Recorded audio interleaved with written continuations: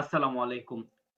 সুপ্রিয় পঞ্চম শ্রেণীর শিক্ষার্থীদেরকে আজকের ক্লাসে স্বাগতম জানাচ্ছি। আজকের ক্লাসে আমরা শিখব তোমাদের পঞ্চম শ্রেণীর নতুন যে বই এসেছে 2026 সালে, সেই বইয়ের তোমরা সবাই দেখতে পাচ্ছ, সেই বইয়ের বাংলাদেশ ও বিশ্ব পরিচয় যে বইটি রয়েছে সেই বইয়ের আমরা আজকে শিখব ৮ নম্বর পৃষ্ঠার অনুশীলনী যা যা রয়েছে তার সবকিছু। যারা প্রথম রানার্স টিচিং এসেছো তারা অবশ্যই চ্যানেলটিকে সাবস্ক্রাইব করে পাশে থাকা বেল আইকনটি বাজিয়ে দিবে, তাহলে তোমাদের প্রতি মুহূর্তে যে ক্লাসগুলো নেওয়া হবে তা পেয়ে যাবে খুব সহজে। শিক্ষার্থীরা আর কথা না বাড়িয়ে আমরা সরাসরি চলে যাব ক্লাসটিতে। তোমরা দেখতে পাচ্ছ বাংলাদেশ ও বিশ্ব পরিচয়। যেহেতু তোমাদের গাইড বই এখনো বের হয়নি বা গাইড বই থেকেও বেটার ভালো সলিউশন পাওয়ার জন্য তোমরা আমাদের এই ভিডিওটি দেখতে পারো। শিক্ষার্থীরা আমরা প্রথমেই দেখি সঠিক উত্তরের পাশে টিক চিহ্ন দাও। আচ্ছা, আমাদের যে অ্যান্সার করা আছে সেই অ্যান্সার আমরা চলে যাচ্ছি সরাসরি, সেখান থেকে আমরা সবকিছু সুন্দরভাবে করে নিব। নিচের কোনটি জীবাশ্ম জ্বালানি? দেখো, প্রাকৃতিক গ্যাস হচ্ছে জীবাশ্ম জ্বালানি, ঠিক আছে। তারপর বলা হয়েছে যে জলবায়ু পরিবর্তনের কারণে তাপমাত্রার কি পরিবর্তন হচ্ছে? দ্রুত বাড়ছে তাপমাত্রা। তাপমাত্রা দ্রুত বাড়ছে। কৃষিকাজের প্রয়োজনীয় সেচের পানি না পাওয়ার মূল কারণ কি? সেটা হচ্ছে ভূগর্ভস্থ পানির স্তর নিচে নেমে যাচ্ছে, তার জন্য আমরা কৃষিকাজের জন্য পর্যাপ্ত পানিটা পাচ্ছি না। এবার আমাদের খতে রয়েছে শূন্যস্থান পূরণ, ঠিক আছে। সঠিক শব্দ বসিয়ে শূন্যস্থান পূরণ করো। তো আমাদের এক নম্বরে রয়েছে প্লাস্টিকের ব্যবহার পরিবেশ দূষণ করে, এখানে অ্যান্সার হবে পরিবেশ। তারপরে জীবাশ্ম জ্বালানির অধিক মাত্রায় ব্যবহার বায়ুতে কার্বন ডাই অক্সাইড বেড়ে যায়, কার্বন ডাই অক্সাইড বেড়ে যায়।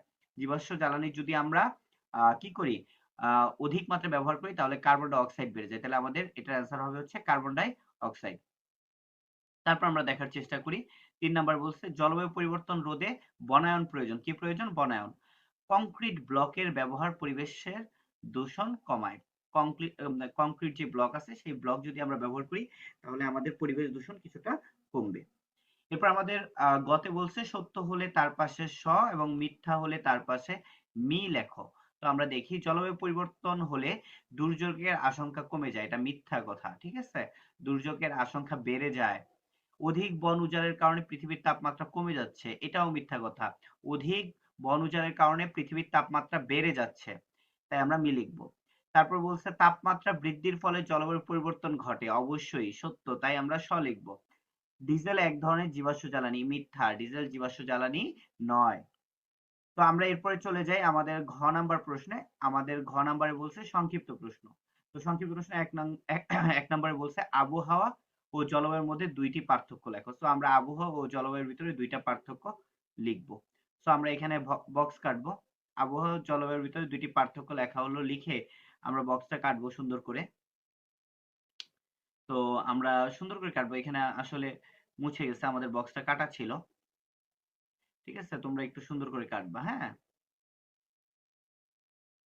এখানে আসলে আচ্ছা, ওকে, ফাইন। তো আমরা কি লিখবো? আবহাওয়া হলো স্বল্প সময়ের, ঘন্টা বা দিনের অবস্থা। আবহাওয়া হলো স্বল্প সময়ের অবস্থা। আর জলবায়ু হলো দীর্ঘ সময়ের, মানে বহু বছরের গড় অবস্থা, ঠিক আছে। আবহাওয়া দ্রুত বদলায়, জলবায়ু ধীরে ধীরে বদলায়। শেষ। কথা বুঝাইতে পারছি? এরপরে আমাদের এখানে বলছে জলবায়ু পরিবর্তনে মানব সৃষ্ট তিনটি কারণ লেখো। জলবায়ু পরিবর্তনে মানব সৃষ্ট তিনটি কারণ নিচে লেখা হলো। জীবাশ্ম জ্বালানি যেমন কয়লা, তেল, গ্যাস বেশি পোড়ানোর ফলে কার্বন ডাই অক্সাইড বেড়ে যায়। তারপর হচ্ছে বন উজাড়, গাছ কাটার ফলে কার্বন ডাই অক্সাইড শোষণ কমে যায়। কারখানা ও যানবাহনের যে ধোঁয়া আছে নির্গমনের ফলে বায়ু দূষণ ও গ্রিনহাউস গ্যাস বেড়ে যায়। এবার আমাদের গতে বলছে ৩ নাম্বার বলছে সমুদ্রপৃষ্ঠের উচ্চতা বেড়ে যাওয়ার তিনটি প্রভাব লেখো। তো সমুদ্রপৃষ্ঠের উচ্চতা বেড়ে যাওয়ার তিনটি প্রভাব হলো উপকূলীয় এলাকার লবণাক্ত পানি ঢুকে জমি ও পানির ক্ষতি করে আর কি। লবণাক্ত পানি ঢুকে যায়, সমুদ্রপৃষ্ঠ যদি বেড়ে যায় তাহলে, এবং সেটা হচ্ছে ফসলি জমি এবং হচ্ছে পানির ক্ষতি করে। তারপরে আমরা আরো দেখতে পাচ্ছি যে এটা ২ নাম্বার অপশনটা আমরা লিখতে পারি, অনেক জায়গা পানিতে ডুবে বা ভাঙনে ঘরবাড়ি ও রাস্তাঘাট নষ্ট হবে।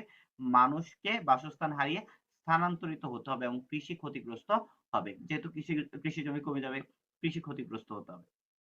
রাইট নাও আমরা এখানে দেখব আমাদের বর্ণনামূলক প্রশ্ন। ১ নম্বরে বলছে বর্ণনামূলক প্রশ্নে জলবায়ু পরিবর্তন রোধে তোমার করণীয় লেখো। তো আমরা এখান থেকে দেখি জলবায়ু পরিবর্তন রোধে আমি দৈনন্দিন জীবনে এমন কিছু অভ্যাস গড়ে তুলবো যাতে ধোঁয়া দূষণ কমে এবং প্রাকৃতিক ভারসাম্য বজায় থাকে। আমি বেশি বেশি গাছ লাগাবো ও গাছের যত্ন নেব। কারণ দেখো আমরা এখানে দেখি একটু, কারণ গাছ কার্বন ডাই অক্সাইড শোষণ করে পরিবেশকে শীতল রাখে। অপ্রয়োজনে বিদ্যুৎ নষ্ট করব না, লাইট, ফ্যান, টিভি, চার্জার ব্যবহার শেষে বন্ধ রাখবো। তারপর হচ্ছে সম্ভব হলে এসি কম ব্যবহার করব, যাতে বিদ্যুৎ উৎপাদনের জ্বালানি পোড়ানো কম হয়। তারপর আমরা কি করবো দেখো, যাতায়াতে হাঁটা, সাইকেল ও গণপরিবহন ব্যবহারের চেষ্টা করব। ঠিক আছে? ব্যক্তিগত গাড়ির ধোঁয়া কমবে তাহলে। তারপর হচ্ছে প্লাস্টিক ও পলিথিন কম ব্যবহার করব।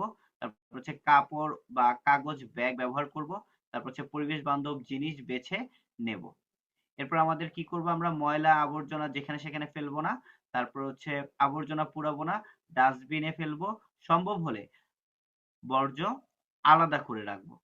তারপর হচ্ছে পাশাপাশি পরিবার ও বন্ধুদের সচেতন করব, কারণ সবাই মিলে কাজ করলে জলবায়ু পরিবর্তন রোধে বড় ফল পাওয়া যাবে। আচ্ছা ফাইন, এবার আমরা 2 নম্বর প্রশ্নটা একটু দেখবো সবাই। 2 নম্বর প্রশ্নে আমাদের বলা হয়েছে পরিবেশ সংরক্ষণে আমরা কিভাবে ভূমিকা রাখতে পারি। আমরা পরিবেশ সংরক্ষণে কিভাবে ভূমিকা রাখতে পারি, তো এটা শিখবো যে পরিবেশ সংরক্ষণে আমরা কিভাবে ভূমিকা রাখতে পারি। তো আমরা এখানে চলে যাই। পরিবেশ সংরক্ষণে আমরা ছোট ছোট কাজ নিয়োগ করলে বড় পরিবর্তন আনা সম্ভব।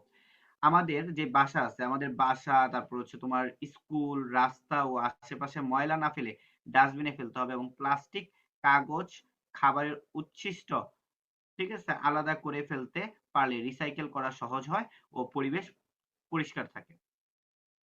পানি সংরক্ষণ করতে হবে, অকারণে কল খোলা যাবে না, পানি অপচয় বন্ধ করতে হবে, এবং পুকুর, খাল, তারপর হচ্ছে নদীর ময়লা ফেলতে দেওয়া যাবে না। এরপর হচ্ছে বিদ্যুৎ ও জ্বালানি সাশ্রয় করতে হবে, অপ্রয়োজনে বাতি, ফ্যান চালু রাখা চালু রাখা বন্ধ করা। তারপর হচ্ছে সাশ্রয়ী বাল্ব ব্যবহার করা। তারপর হচ্ছে দেখো, হাঁটা, সাইকেল, গণপরিবহন ব্যবহার করার অভ্যাস কি করতে হবে, গড়া দরকার। ঠিক আছে? তারপর হচ্ছে বেশি বেশি গাছ লাগানো ও বন রক্ষা করা জরুরি, কারণ গাছ কমে গেলে অক্সিজেন কমে এবং বন্যা, খরা, ঝড়ের ক্ষতি বাড়ে। এরপর বলছে পলিথিনের বদলে আমাদের কি করতে হবে, কাপড়ের ব্যাগ, এবং প্লাস্টিকের বদলে কাঁচ স্টিলের বোতল ব্যবহার, এবং হচ্ছে আমরা দেখি ক্ষতিকর কেমিক্যাল কম ব্যবহার করলে পরিবেশের ক্ষতি কমে। তারপর হচ্ছে পাখি প্রাণীদের প্রতি দয়া দেখানো, গরমে পানি ব্যবস্থা করা এবং শব্দ দূষণ কমানো পরিবেশ রক্ষায় সাহায্য করে।